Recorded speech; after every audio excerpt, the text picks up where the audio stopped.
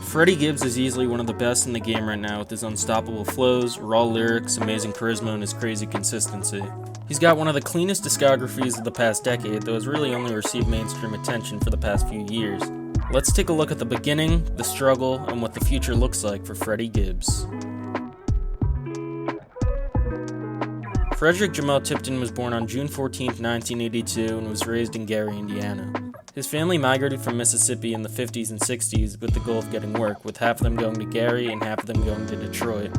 With the growth of the steel industry, especially post-World War II, Gary was bringing a lot of prosperity into the community, though the future was not as bright as they thought. The growing overseas competitiveness in the steel industry caused for a lot of layoffs, and Gary was quickly becoming a Rust Belt city, suffering from unemployment, decaying infrastructure, and low literacy and education levels. At the same time, the crack epidemic started hitting the city. I say the city probably started deteriorating when I was about, 5 or 6 years old. Gibbs also spoke about Gary having one of the first black mayors in America and the National Black Political Convention that was held in 1972. You know what I'm saying? Like a lot of those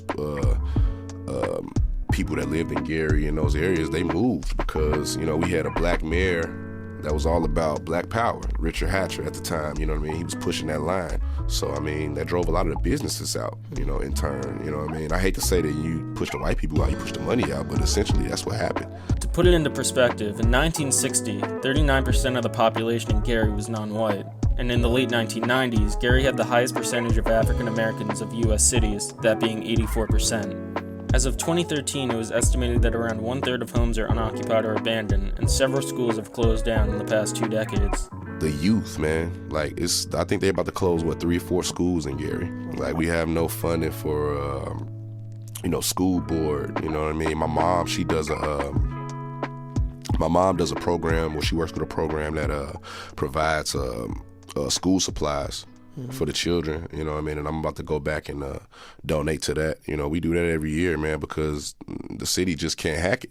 I remember I used to go to school with guys that couldn't afford notebooks, paper, things of that nature, you know what I mean? Pencils, pens, just, the necessary tools you need in order to, survive through school, man. And, it's a lot of kids in Gary that's really at a disadvantage without that, man, so.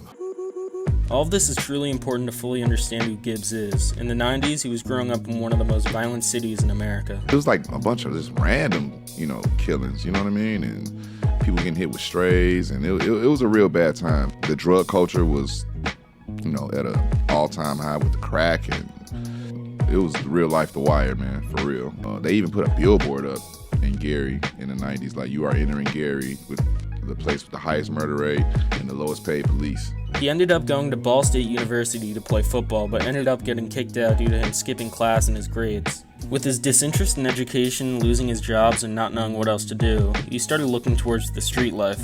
At around the age of 20, he would end up hanging out in the studio with the people that he was around with at the time, usually selling drugs with.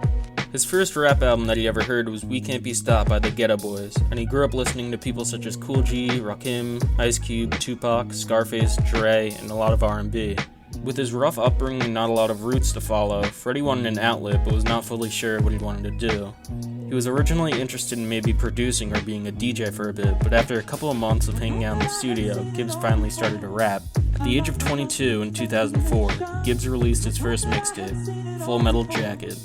Yo, fish and bread keep the poor man fed, but that lobster and shrimp, that's the meal for a pimp. A sandwich ain't a sandwich without Miracle Whip, and the track ain't on fire till I spit my shit.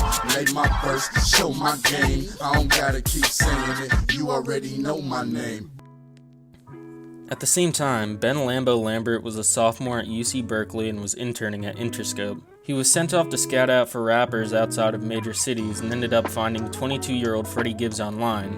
This resulted in Gibbs signing a deal with Interscope and received a $30,000 advance from them. Gibbs was dropped after the first year of his contract and his debut album was canceled, but he ended up staying in LA and having Lambo as his manager. He wanted to focus on bettering himself in the music, leaving behind his life of selling drugs in the streets. I definitely wanted this more than I ever wanted some fucking drug shit, nigga. Real niggas don't want to sell no drugs. I know I make this shit sound fun when I'm rapping about it, but nigga, this shit is not fun. Lambo says he knew Freddie was special. He thought it wasn't fair how he didn't get a shot because Interscope didn't know what to do with a gangster rapper from Gary, Indiana. They were meeting with almost every major label at the time, and basically every single one passed on him. Gibbs even says that he almost signed a deal with Lil Wayne, the two of which had a good relationship when he moved to LA. All of this led to Gibbs going down the independent route. He was entering the game at an interesting time. You didn't need full support from labels anymore to get your music out. Anyone could record, upload, or find an audience with the help of the internet age. Though the independent route still had its problems, Gibbs saying that he was blackballed by the industry and looked as a black sheep, but he proceeded through with his boss mentality. I'm not really no free agent though, I'm a boss, man. So, whatever. I don't want to sign with none of you niggas, so don't ask. He was determined and knew that he was a top contender in the game. And I don't think it's no gangster rappers that rap as good as I rap. Honestly, I mean, like, you got a lot of guys that can tell you about the street. They be like, yeah, shawty, we got a bag, we doing this, we bang. But nah, man, like, I don't think nobody brings it across as intelligent as I do, you know what I mean, from my standpoint, you know what I mean? And, he just can't out-rap me, flat out. Over the next few years, he would continue to drop mixtapes such as Big Business and Live from Gary, Indiana. But I'm not the next Pop, I'm not the next Big, not the next Jay-Z, I'm the first Freddie Gibbs. People started finding Gibbs online and loved his rapid-fire flow, intensive delivery, and personal writing. In 2008, the night Obama got elected, Gibbs was pulled over with his friend because his license plate was out.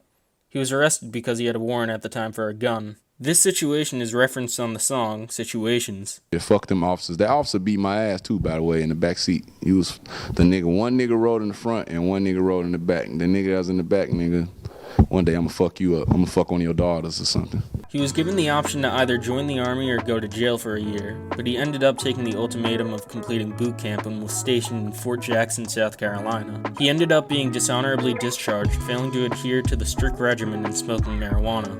In 2009, Gibbs released two of his most well-received mixtapes, The Miseducation of Freddie Gibbs and Midwest Gangsta Box Frame Cadillac Music. Miseducation was a compilation of his work to that date, mixing mixtape tracks with unreleased studio material. Midwest Gangsta was a collection of new music sounding like if Tupac came out of the bling era.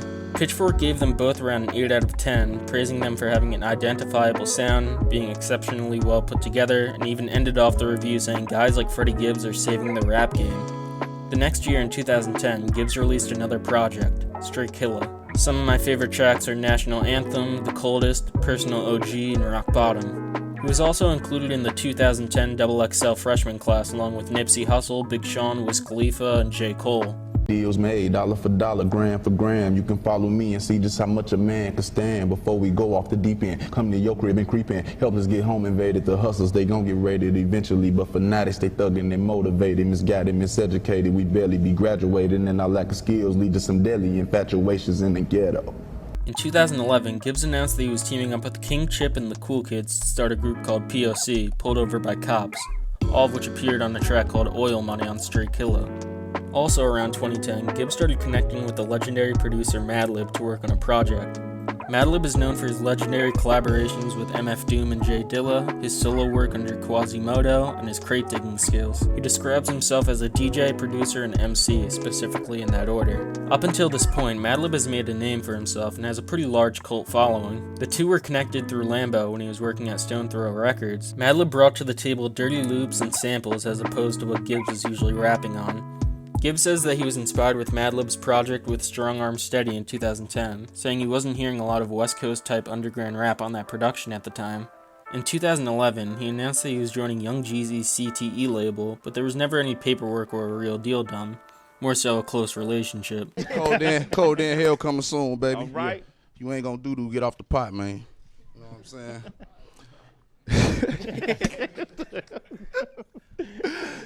Ain't gonna and get the up off the toilet stool. Been behind my tent as I commenced to take these boys to school. Don't drive no yellow bus, but I got mayonnaise and mustard. Vogue ties, gold wires on my Chevrolet bucket. Now my transmission leaking and my wrist suspension squeaking. Drop a rock off to my geeker. Fix my and I'm out here creeping. Fix my I'm out here tweaking for that twin. Hit that in 95 while watching Friday with my friends. In October, he released his next mixtape, Cold Day in Hell, with features from Jeezy, Juicy J, BJ the Chicago Kid, 2 Chainz, Dom Kennedy, and others. In November 2011, Gibbs and Madlib dropped their first preview of their album, an EP titled Thuggin'. It included 2 vocal tracks, 2 bonus beats, and was met with positive reviews. People praised it for Gibbs' charismatic personality, Madlib's beautiful sample chops, and their chemistry together. Come be like, yo, Fred, man. You a real nigga, boss, baby. Be like, shit, front to the back. Respect, man. These fake niggas will lower the bar, you know what I'm saying? Niggas be like, Fred, you ain't never lied. Fuck the rap shit, my gangster been solidified. Still do my business on the side. Bitch, if you police is the penny, no, never mind. I was thugging. Black and red laces in my number 3s. In 2012, Gibbs released his last mixtape from that era, Babyface Killa, with DJ Drama, with features from Pharrell, Jeezy, Space Ghost Perp, Currency, and others. Gibbs says that his favorite verse from the project was Crazy, featuring Jadakiss and J-Rock, which references the lifestyle that he grew up in Gary in the streets. Some of my favorite songs are Breaking Bad, Still Livin', and Box Frame Cadillac. A few months later, Gibbs announced that he was no longer a member of the CTE label, elaborating that they were just moving in different ways and it was in their best interest to do so. So, my approach to the industry was, a tad bit different than his, you know what I mean? So I wanted to approach my career in a different way. He wanted to go a different way. And, us not seeing eye to eye, is eventually what happened. Finally, years after it was initially scrapped, Freddie Gibbs released his debut album on June 2013 titled ESGN, Evil Seeds Grow Naturally. This shares the name of his independent label, ESGN Records. He says that this project was to hold fans over until his project with Madlib, and that this was going to be his own version of a Jay-Z Dynasty type album. He wanted to show off ESGN affiliates like G-Wiz, D-Edge, and Big Kill. Tracks like Real G Money, Came Up, and Lose Control are all him spitting about real heavy topics. Gibbs says that the song Eastside Moonwalker was him proving that he was a staple in the game and picking up the torch from Michael Jackson to carry Gary on his back. It also includes one of my favorite Freddie Gibbs songs of all time, Freddie Soprano. Overall, the album is mostly just filled with hard bangers. ESGN received generally positive reviews, having a 73 on Metacritic, with its biggest criticism being its length at 19 songs. Also during this year, Gibbs was featured on the Grand Theft Auto 5 soundtrack with the track Smokin' and Ridin' and Still Livin'.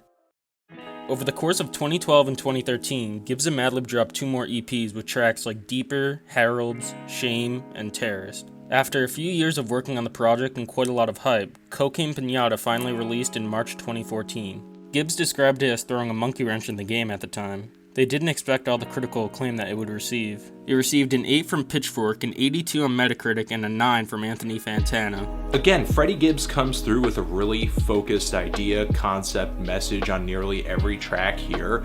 Madlib comes through with some really great instrumentals every track here. I will actually go as far as to say that this record is kind of like the second coming of Madvillain. And I can only hope that with time this record becomes just as infamous and that we all kind of sit here with blue balls waiting for these guys to follow this record up. This is the best thing I've heard Freddie Gibbs on, period. And I can only hope into the future with new mixtapes and new albums that he is able to keep up this kind of focus, this kind of passion, and this kind of captivating storytelling. I'm feeling a light to decent 9 on this thing. It since became known as one of the best rap albums of the decade. It was stacked with features from Raekwon, Danny Brown, Scarface, Absol, Earl Damo and Casey from Odd Future, and a few others. Gibbs says that you can't force chemistry and all the collaborations have been organic. He was friends with the guys at Odd Future, connected with Scarface and Raekwon through mutual friends, and worked with BJ for most of his career. For the process of how the album was made, Madlib said that he originally gave Gibbs 8 CDs worth of instrumentals, and then Gibbs would record and send them back.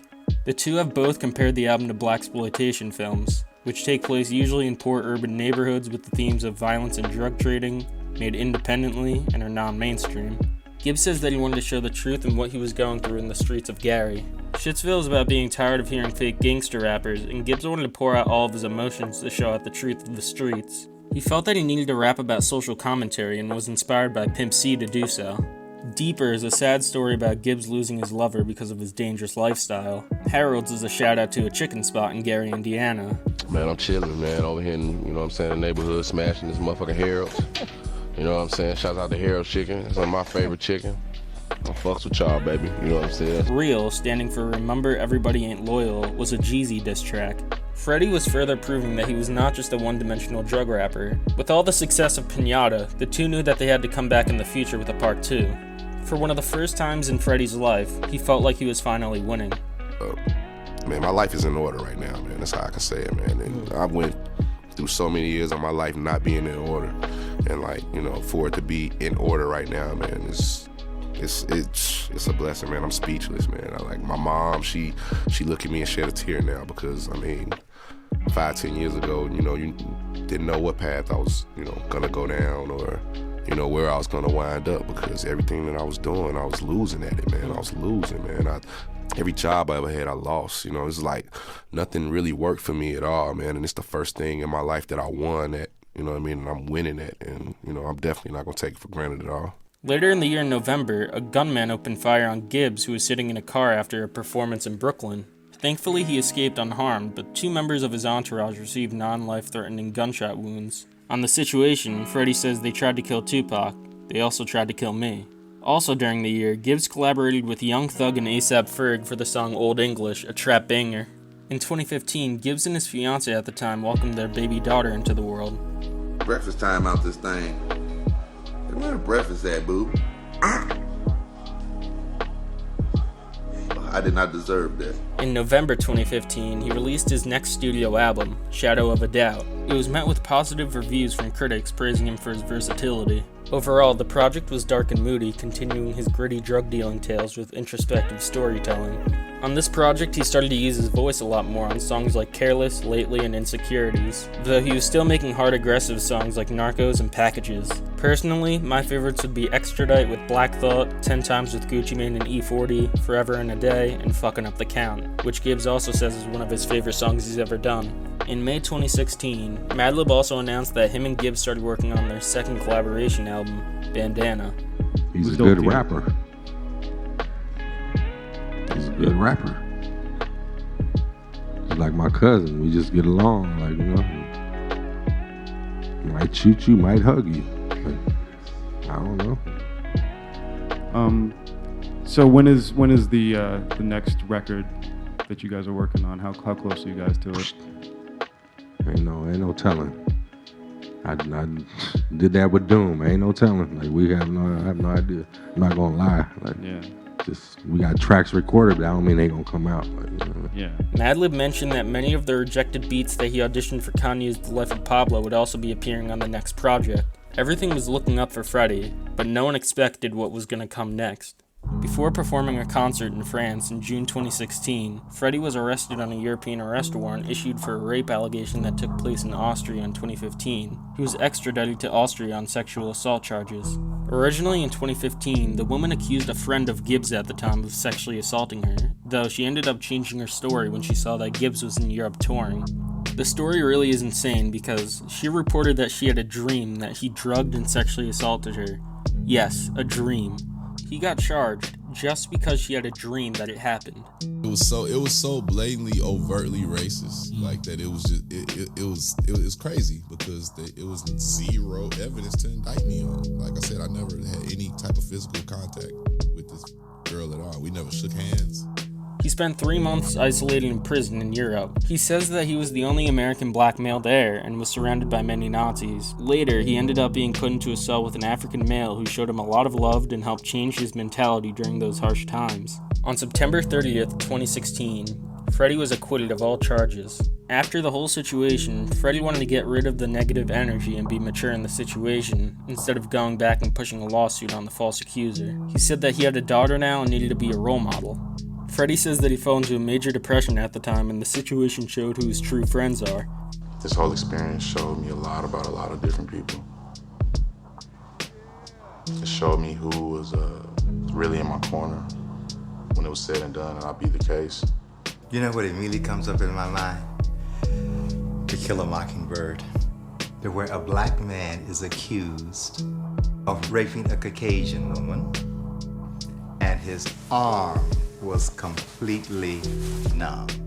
Couldn't have done it. And it's so appropriate. You know what, a mockingbird is really a songster. This symbol, this movie, this has gone before you.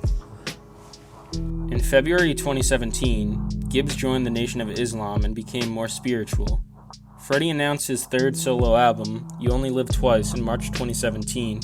The cover art depicted Gibbs floating above a crowd, reminiscent of Renaissance art depicting the resurrection of Jesus. He also released a freestyle over the Black song Problems.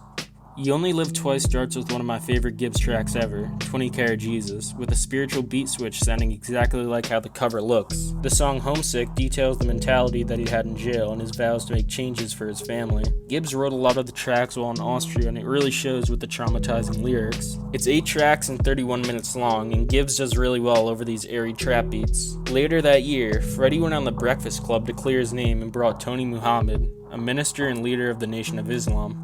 In 2018, Gibbs released 2 projects, Freddie and a collaborative project with Currency and Alchemist, Fetty. Freddie was released in June 2018, and Gibbs said that he made it for the summertime to ride around to. It's a solid, cohesive project filled with trap bangers. My favorites are Wait, Triple Threat, Too Legit, and Diamonds 2. It currently has an 84 on Metacritic and is praised for being reckless, colorful, and vintage. Fetty, originally announced in January 2017, was released on Halloween 2018 and is entirely produced by The Alchemist. If you don't know who The Alchemist is, he's easily one of the top and most iconic hip-hop producers of all time. He's been in the game since the early 90s and is a king at flipping samples. His production credit goes from Mobb Deep to Kendrick to Earl Sweatshirt to MF Doom. Currency from New Orleans said that he finished his half of the project in September 2018 and sent it to Gibbs. Freddie said that he finished his half of the EP in 2 days. All 3 collaborated before on a track with the same name as the album in 2015, and it was included in Grand Theft Auto 5. The origins of this project actually goes all the way back to the Grand Theft Auto 5 sessions. Freddie also appeared on a Currency and Alchemist project titled Covert Coup. Though the album is only 9 tracks and 23 minutes long, the 3 really bring the best out of each other on this project. It sounds like a soundtrack to a late-night drug run. It's able to cover a lot, ranging from gritty and haunting raps to soul singing to warm and vintage beats. It currently has an 86 on Metacritic and is praised for the synergy that all 3 have. Finally, after being announced in 2016, in February 2019, news started coming out about the second Mad Gibbs project. Madlib posted a picture on Instagram of his alter ego, Quasimodo, with the caption, "We're clearing samples." The following week, Gibbs posted another teaser and said on his Instagram story that the album is done. On the 20th of February, Gibbs and Madlib released the single Flat Tummy Tea, along with the second single featuring Assassin that didn't make the final album. In May, they announced that Bandana is actually the second installment of a planned trilogy, Pinata, Bandana, and then Montana. 2 more singles were dropped, Crime Pays and Giannis featuring Anderson .Paak, and the album was finally dropped on June 28, 2019. It was met with widespread critical acclaim, currently having a score of 88 on Metacritic. Many of the publications also gave it Rap Album of the Year. I can only imagine how long it took to clear the samples on this album. Madlib and Freddie continue to complement each other so well with these tracks. Half Main, Half Cocaine has Madlib taking a spin on gritty trap production. Crime Pays as Gibbs flowing on this beautiful sample. Palm Olive and Education has amazing features. Situations has Gibbs flexing his independence. Fake Names is one of the cleanest beat switches I've ever heard. And nowadays, I never hear songs with the amount of soul that Practice and Goddamn have. They were able to live up to the hype and made another near-perfect album.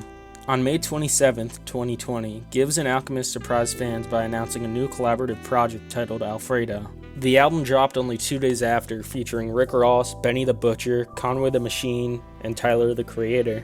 Earlier that year, Alchemist dropped 2 critically acclaimed albums, The Price of Tea in China with Boldy James and Lulu with Conway. With the consistency of both of these guys, fans knew that this was instantly going to be an Album of the Year contender. In the 10 songs in 35 minutes, Alfredo is able to do a lot and does not waste any time. Scotty Beam talks about being a black male in America being pulled over at the height of the 2020 Black Lives Matter movement. Something to rap about is exactly what Tyler says, sounding like the boat he hasn't bought yet. Baby Shit is a fun flex song talking about the position he's in. Babies and Fools sounds like a 90s sitcom intro, and it closes off with the explosive All Glass. It's really a musical journey and currently is my favorite album of the year.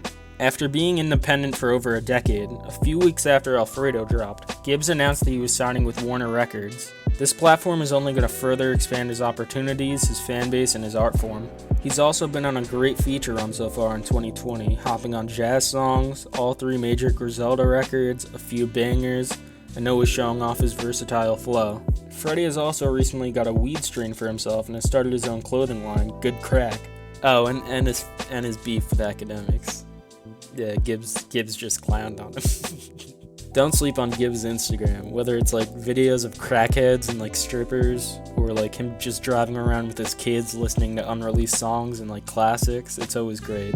Most recently, Gibbs announced that he was filming for a role in an upcoming movie and expanding outside of the music game. Upstate. I'm shooting my first fucking movie, man. This shit is amazing, man. Praise Allah, thank God, man. I pray for this and manifest it. You know what I'm saying? But first lead role, you know what I'm saying? Film about to drop. Well, I don't know when it's about to drop. I ain't gonna give you too much info on it, but you know what I'm saying? This month, I'm taking a break from rap shit on my movie shit, so I'm on some Wesley Snipes, Mahershala Ali type shit. Throughout his career, Gibbs has proved that adapting is key, whether it's his surroundings growing up, him and Lambo being independent for major labels, from going to the mixtape era to the streaming era, or just his flow depending on the instrumental. We can learn from Freddie that adapting to the environment around you is important to be in control. All I can say right now is adapt, you know what I mean, to the game, to the technology of the game, to the the demographic of the game, who's listening to the music, who wants it, who's buying it, who's streaming it. You gotta know, you gotta do your research, you know what I mean? This just can't be some shit where you just getting high and making music. He believed that he was the best rapper, and all he did to prove it was consistently drop amazing material. He never left his roots of Gary, with a lot of his family still choosing to reside there, and he's still consistently trying to give back as much as he can with his mother. For the future, Gibbs has reached out to Kenny Beats for making Freddie 2, he's teased more work with Alchemist and Madlib, and he's been in the studio with Hit Boy for a good bit, so I wouldn't be surprised if the two had a project cooking up. Over the past decade, Gibbs has solidified himself as one of the modern greats, and there's no doubting that. The future is looking very bright for Freddie Gibbs. Thanks for watching. I plan on doing more of these in the future, so please subscribe and like the video if you enjoyed it. If you have any constructive criticism, let me know in the comments, and have a good day.